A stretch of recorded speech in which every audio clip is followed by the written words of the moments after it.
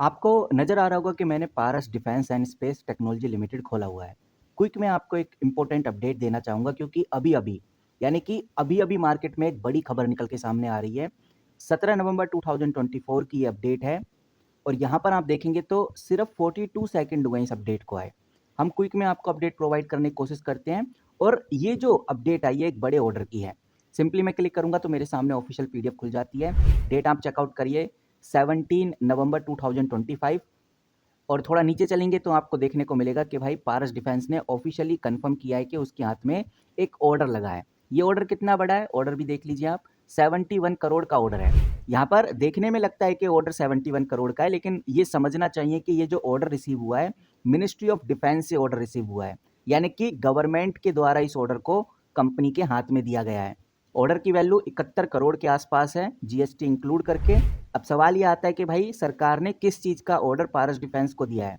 पारस defence को जो order मिला है कि पारस डिफेंस को 2 ऑप्ट्रॉनिक पेरिस्कोप सप्लाई करने हैं। ये ऑप्ट्रॉनिक पेरिस्कोप सबमरीन के अंदर यूज होते हैं, उसके अंदर लगाए जाते हैं हाई टेक सर्वाइलेंस और टारगेटिंग सिस्टम के लिए। जो डिलीवरी टाइमिंग है अगस्त से सितंबर 2026 से पहले पहले हो जानी चाहिए। काफ़ी टाइम है कंपनी के पास, 8-9 महीने हैं कि कंपनी इस ऑर्डर को कंप्लीट करे। और ये जो ऑर्डर है पूरा का पूरा डोमेस्टिक ऑर्डर है, यानी कि भारत सरकार के द्वारा ही दिया गया ऑर्डर है, कोई भी इंटरनेशनली ऑर्डर नहीं है। यहाँ पर आप देखिए, वहीं नीचे हमें ये भी देखने को मिल रहा है कि इस ऑर्डर में किसी भी प्रमोटर का कोई इंटरेस्ट नहीं है, कोई कॉन्ट्रैक्ट नहीं है।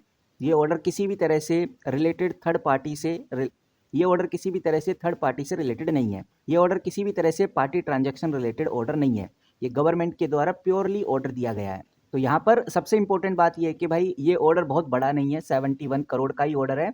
बट पारस डिफेंस के स्केल के बट पारस डिफेंस के हिसाब से देखा जाए तो ये ऑर्डर काफ़ी डिसेंट है, क्योंकि जो पारस डिफेंस कंपनी है खुद 6000 करोड़ की है। तो ये बात ध्यान रखकर चलनी है। 6000 करोड़ की जो कंपनी होती है उसको इसी तरह के ऑर्डर लगते हैं, 700 करोड़, 800 करोड़, 200 करोड़, 100 करोड़। इसीलिए ये जो ऑर्डर है 70 करोड़ का लगा है।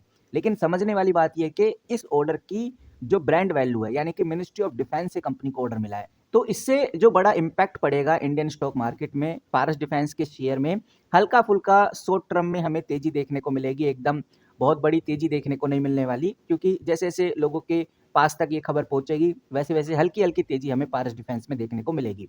बाकी ये भी डिपेंड करेगा कि ओवरऑल इंडियन स्टॉक मार्केट कैसा परफॉर्म कर रहा है।